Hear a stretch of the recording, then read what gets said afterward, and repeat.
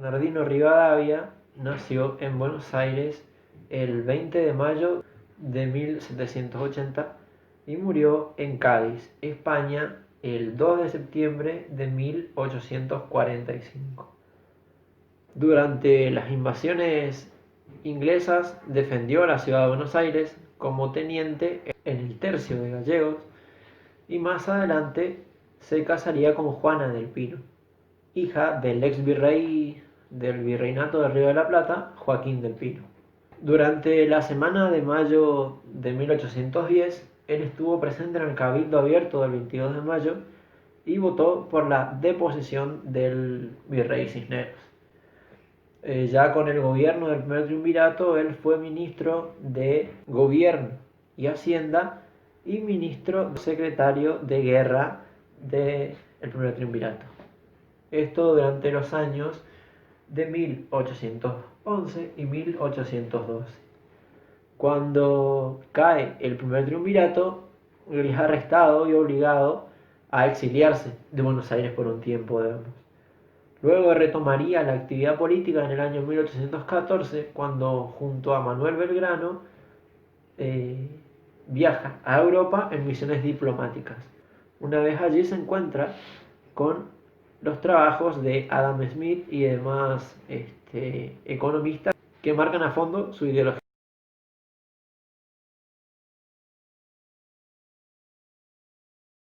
Tras la finalización de la batalla de Cepeda, el 1 de febrero de 1820, los caudillos del litoral disuelven el Congreso y el Directorio, lo que posteriormente marcaría la formación de los estados provinciales autónomos.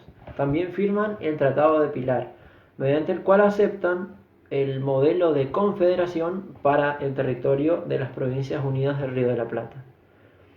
Todo esto despierta ciertos resquemores en Buenos Aires, donde forman el Partido del Orden. Dicho partido estaba conformado por comerciantes, por ex revolucionarios, digamos, por toda la aristocracia porteña, y tendrían al frente del gobierno a Martín Rodríguez, quien designaría como ministro de Hacienda y Guerra,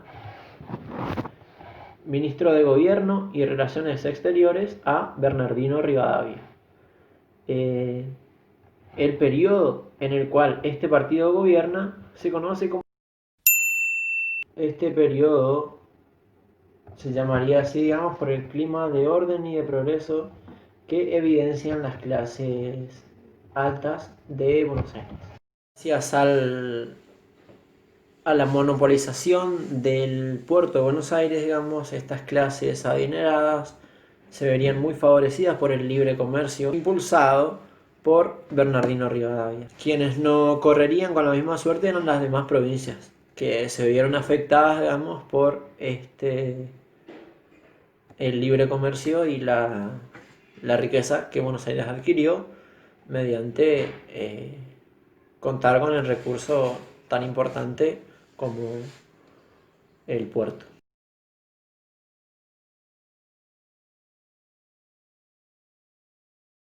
La cual existió prácticamente solamente en los papeles. También tenemos el Banco de Descuentos, el cual estaba controlado por socios ingleses con algunos socios locales, digamos, y se encargaba de otorgar préstamos, sobre todo a sus socios, buscando fomentar más que nada el comercio, dejando de lado la industria y la ganadería. Aquellos comerciantes que no resultaban beneficiados con los préstamos que otorgaba este banco debieron reconvertir su actividad y pasaron a tener campos, estancias y demás, a dedicarse más que nada a la ganadería. En el año 1821 hizo sancionar dos leyes. La primera era la Ley de Sufragio Universal, la cual marcaba que todo ciudadano libre de más de 20 años podía votar. Y todo ciudadano libre mayor de 25 años que poseyera alguna propiedad inmueble o industrial podía ser electo. Esta ley de sufragio universal, que no fue tan universal ya que dejaba fuera a mujeres, a los menores de 20 años, a criminales, a deudores, a jornaleros, analfabetas, a los notoriamente vagos. También sancionó la ley de amnistía para opositores políticos, lo que posibilitó que actores como Zarratea, Alvear, Dorrego pudieran regresar a la provincia de Buenos Aires.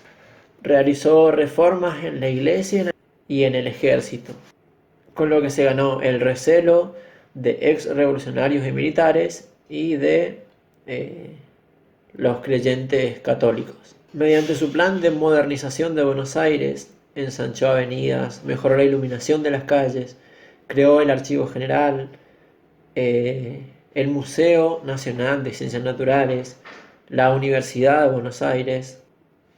Se puede decir que todas sus medidas favorecieron a las clases medias y las clases altas, mientras que a las clases bajas las perseguía a tal punto que aquellos que no acreditaran trabajo mediante el papel de conchavo los mandaba a luchar en la frontera contra los pueblos originarios. Impulsó medidas que atrajeran migrantes europeos para poblar el país. Les negó ayuda militar a Güemes mientras luchaba en Salta y a San Martín mientras luchaba en Perú. Por esto es que el Libertador tuvo que cederle su lugar al otro Libertador, a Simón Bolívar, para que terminara lo que él había comenzado. Años después incluso amenazó a San Martín con la cárcel por desobedecerlo. El mayor interés de Rivadavia siempre fue el conflicto con el Brasil por la provincia cisplatina, llamada así por los brasileños. En el año 1822, la Junta de Buenos Aires facultó al gobierno a tomar un préstamo para crear el puerto de Buenos Aires, para fundar algunas ciudades, para dotar de agua potable a Buenos Aires. Fue así que Rivadavia creó un consorcio que se encargaría de tramitar el préstamo al banco. Este se hizo con Baring Brothers de Inglaterra, el cual prestó a la provincia de Buenos Aires 1 millón de libras esterlinas, de las cuales, tras restadas los honorarios del consorcio, algunas cuotas adelantadas, los gastos de envío, llegaron a nuestro país tan solo 570.000 libras esterlinas. Cuando el dinero llega a nuestro país, el gobierno por ese entonces decide que no hacía falta utilizarlo y este dinero se envía al banco de descuentos, el cual, siguiendo con su metodología, dilapida el dinero entre sus socios. Este empréstito con los ingleses recién se terminaría de pagar 80 años después, fecha para la cual la Argentina había pagado más de 23 millones de pesos. Como garantía de pago de este préstamo, Rivadavia hipotecó todas las tierras que estuvieran a nombre del Estado. Como no podía vender estas tierras, lo que hizo fue sancionar la ley de enfiteusis, mediante la cual arrendó casi 9 millones de hectáreas entre 600 familias.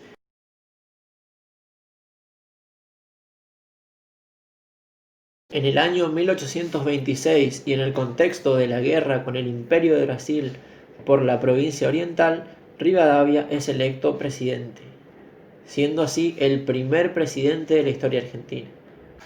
La política económica de Rivadavia se basó en 5 pilares: en la apertura del puerto de Buenos Aires y en dejarlo todo en el libre comercio, lo que posibilitó el avance de las importaciones británicas. Sobreexplotó el puerto de Buenos Aires, convirtiéndolo en la única fuente de ingresos para el país. Dejó el Banco Nacional, el Banco Central, en manos de inversionistas británicos, a quienes también les dejó los recursos naturales del país. Impulsó un fuerte centralismo, un fuerte unitarismo, cuyo eje era justamente Buenos Aires. El libre comercio liquidaría en ese entonces todas las reservas de oro con las que contaba el Banco de la Nación.